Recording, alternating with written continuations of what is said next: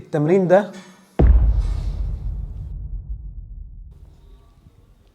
خطر على مفصل الركبة، فلو بتعمل تمرين السكوات يبقى لازم تسمع الفيديو ده، لان التمرين ده ممكن يسبب لك ألم شديد في مفصل الركبة، ممكن يعمل لك خشونة مفصل الركبة، خاصة لو انت عندك إصابة قديمة في مفصل الركبة سواء في الغضروف او في الأربطة او في الأوتار، او عندك نسبة خشونة ركبة وبتعمل السكوات العميق ده وبيسبب لك ألم، فلازم تفهم اللي احنا هنقوله ده. لما تلعب تمرين السكوات بشكل عميق وتخليه تمرين ديب سكوات، تمام، سواء بتلعبه بوزن الجسم او بتلعبه على الهاك سكوات او بتلعبوا على السميث ماشين وبتنزل اكتر من 90 درجة كده، فانت بتحط ضغط كبير جدا على مفصل الركبة، ازيد من وزن الجسم ب7 مرات. انت زودت الضغط كله على مفصل الركبة، تمام. فانت لو عندك اي اصابة قديمة في مفصل الركبة والتمرين بالشكل ده بيسبب لك الم في الركبة، فانت كده بتحفز الاصابة مش بتقوي عضلات الركبة.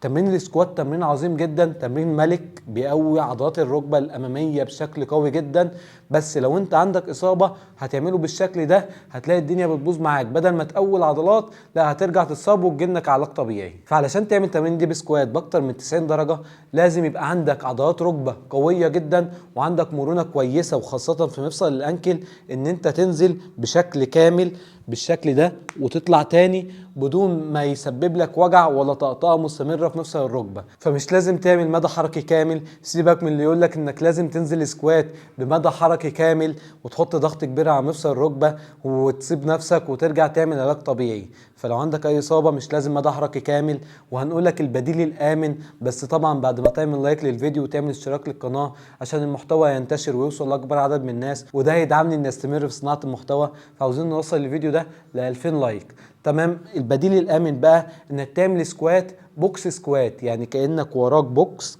او ممكن تبداوا بشكل بوكس، انت وراك بوكس تمام، وبتنزل تقعد 90 درجه عليه وتطلع تاني، او تنزل قبل ما تقعد عليه وتطلع على طول بنفس الشكل ده، يعني كأن وراك كرسي او بوكس نزلت قعدت عليه وطلعت تاني. تبداوا بالشكل ده كده بالظبط. طيب بدأت تعمله بالشكل ده والدنيا بقت تمام، هتعمله وتحط تحت رجلك حاجة بسيطة كده ترفع الانكل سنة بسيطة وتبدأ تنزل 90 درجة وتطلع. في الاول لما تيجي تعمله لما تنزل ما تخليش ركبتك تعدي مشط رجلك، تمام، لان كل ما ركبتك تعدي مشط رجلك ده بيقوي العضله اكتر، بس بيحط ضغط اكبر بكتير على مفصل الركبه وخاصه مفصل الصابونه، تمام. فانت ما تبدا تنزله يبقى انزل بالشكل ده، يعني كأن في خط طالع من رجلك كده، هنعمل لك الخط، بتنزل ركبتك ما تعديش الخط ده وتطلع بتسيب فيها سنه بسيطه وانزل تاني بنفس الشكل ده كده، تمام. واحدة بواحدة عضلاتك تقوى، وابدأ زود المدى بشكل بسيط بشكل تدريجي بدون ما تجيب وجع في مفصل الركبة، لحد ما تقدر تعمل الديب سكوات بس بدون وجع وبدون نغزة وبدون طقطقة، عشان الكلام ده مهم جدا.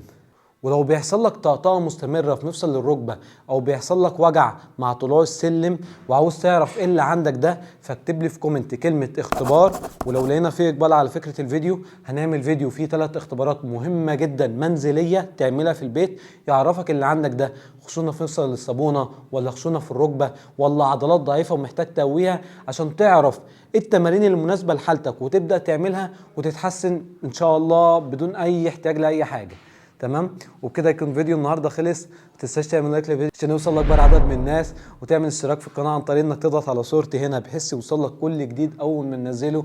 ونشوفكم الفيديو الجاي على خير. السلام عليكم.